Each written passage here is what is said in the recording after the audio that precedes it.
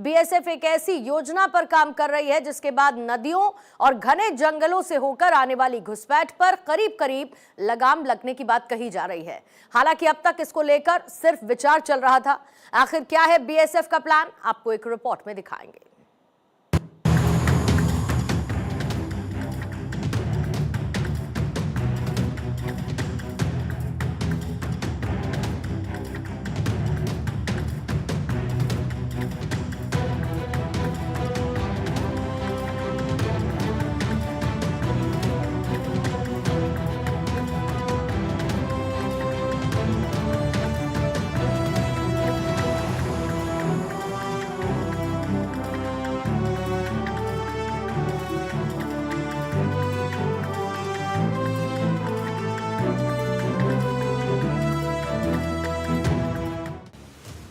BSF का सटीक plan.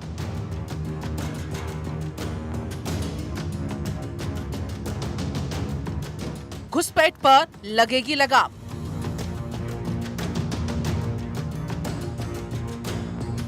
थर थर कांपेंगे घुसपैठिए। मगरमच्छ करेंगे पहरेदारी।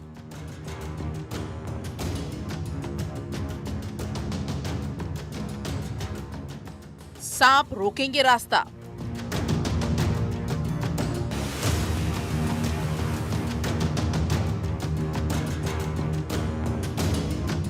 रेप्टाइल्स करेंगे प्रहार।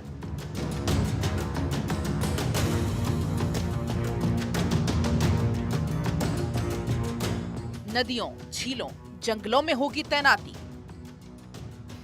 भारत बांग्लादेश सीमा पर घुसपैठियों की मुश्किलें अब बढ़ने वाली हैं। घुसपैठ पर अंतिम प्रहार की योजना बनाई जा रही है। बीएसएफ की तैयारी पूरी है, सटीक है। बस योजना को अमली जामा पहनाने का इंतजार है।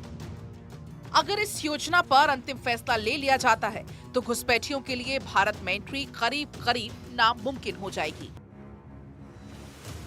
दरअसल भारत बांग्लादेश सीमा पर पड़ोसी देश से घुसपैठ का खतरा लगातार बना रहता है।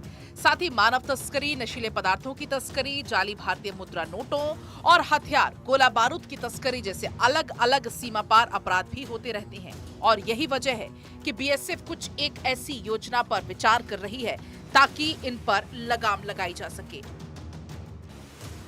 भारत बांग्लादेश बॉर्डर पर घुसपैठ और तस्करी पर लगाम कसने के लिए अब एक अनोखी और चौंका देने वाली रणनीति पर विचार किया जा रहा है।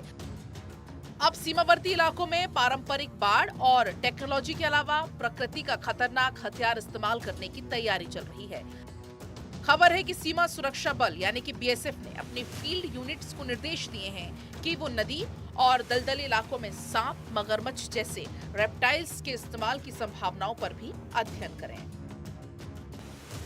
भारत बांग्लादेश सीमा पर बीएसएफ का नया हथियार। भारत बांग्लादेश की 4096 किलोमीटर लंबी सीमा में करीब करीब 175 किलोमीटर नदी और दलदला इलाका है, जहां बाढ़ और भौगोलिक स्थिति के कारण सामान्य बाढ़ लगाना संभव नहीं होता है। और ऐसे में बीएसएफ अब प्रकृति को ही सुरक्षा का हथियार बनाने की सोच रही है। माना जा रहा है कि अगर ये योजना लागू होती है तो घुसपैठियों के लिए सीमा पार करना पहले से कहीं ज्यादा खतरनाक हो सकता है।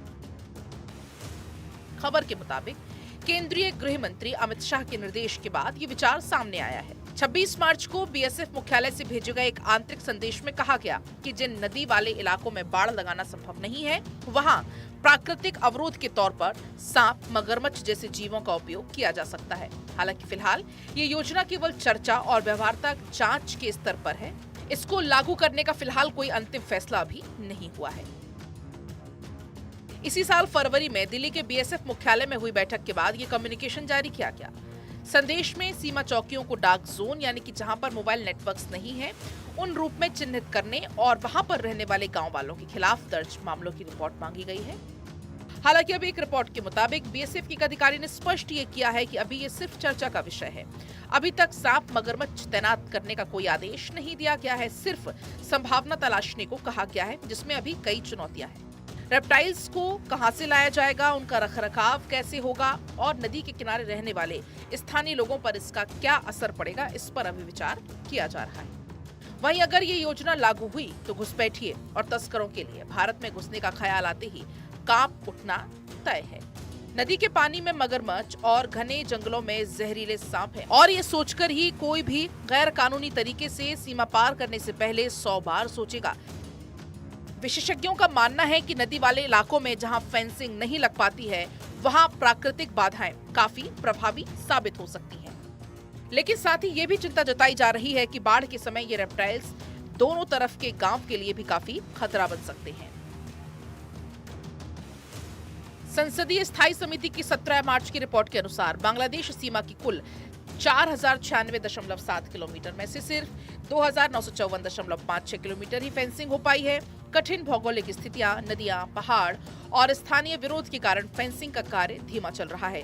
गृह मंत्रालय की 2024-25 वार्षिक रिपोर्ट भी मानती है कि नदी और निचले इलाके में फेंसिंग लगाना चुनौतीपूर्ण है। ऐसे में बीएसएफ अब टेक्नोलॉजी यानी कि ड्रोन, सेंसर, कैमरे के साथ साथ प्राकृतिक तरीकों पर भी विचार कर रही है। बीएसएफ अधिकारियों का मानना है कि सांप और मगरमच्छ तैनात करना आसान नहीं होगा। इनकी खरीद, रखरखाव, प्रजनन और स्थानीय पर्यावरण पर पड़ने वाले प्रभाव को भी ध्यान में रखना होगा। साथ ही बाढ़ के मौसम में इनके गांव में घुस जाने का खतरा भी बहुत ज्यादा बढ़ जाएगा। फिलहाल ये प्रस्ताव चर्चा के चरण में है। बीएसएफ पूर्वी कमांडो को डार्क जोन की मैपिंग करने और रिपोर्ट देने को कहा है, लेकिन अब देखना ये होगा कि आखिर इस प्लान पर अंतिम मोहर आखिर कब तक लगती है या फिर इस पर अमल होता भी है या नहीं। Bureau report, Bharat 24।